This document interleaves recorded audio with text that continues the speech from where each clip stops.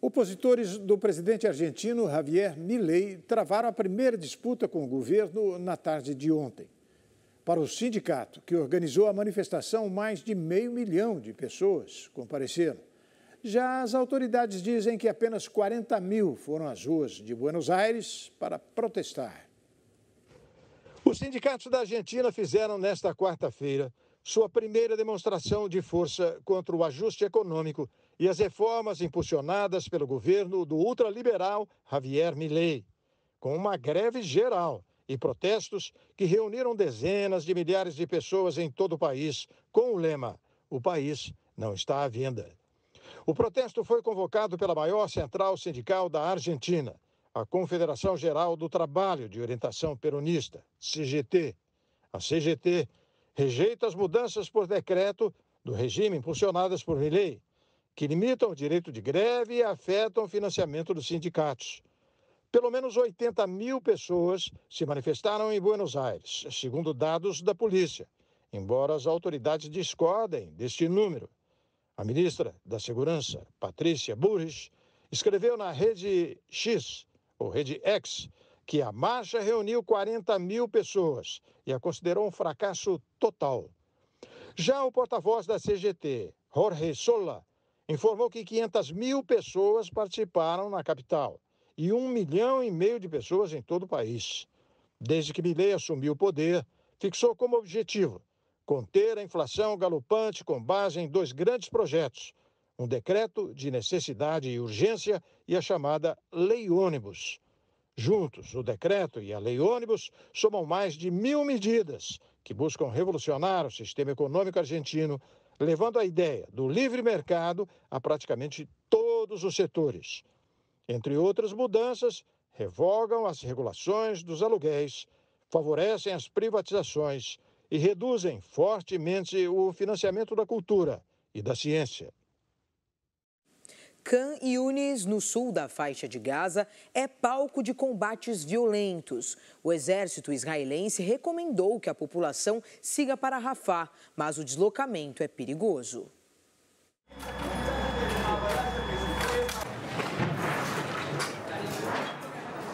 O exército israelense e combatentes do Hamas seguem travando confrontos violentos nesta quinta-feira no sul da faixa de Gaza, especialmente em Khan Yunis.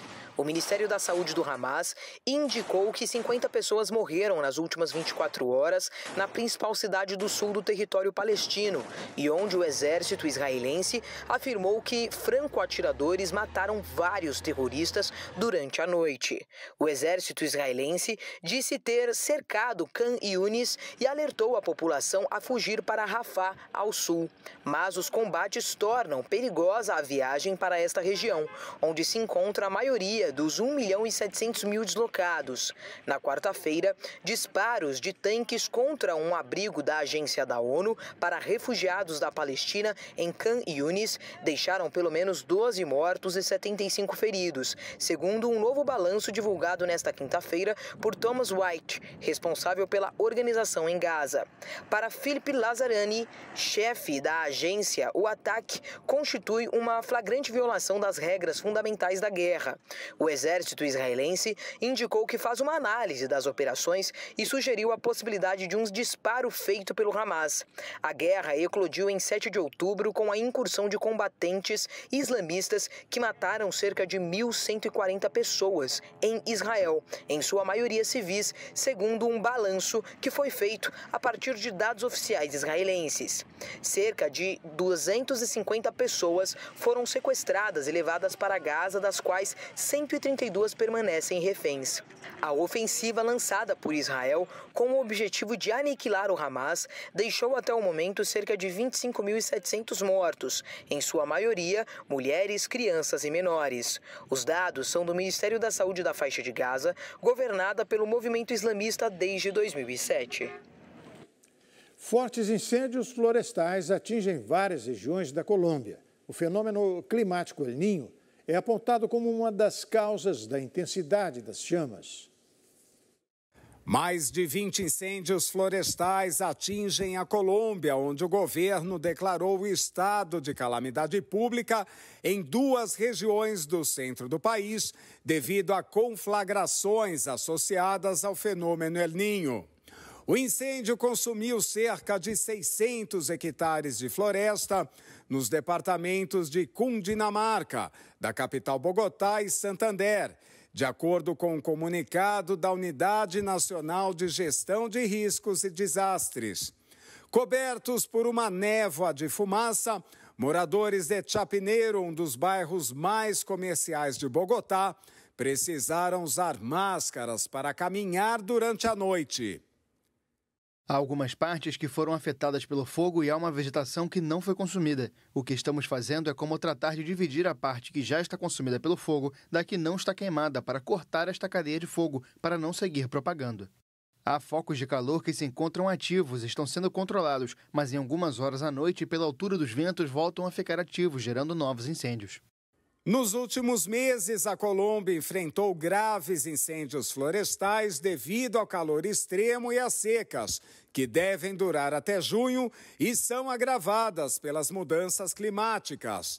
7 municípios de várias regiões registraram na quarta-feira temperaturas de até 39 graus.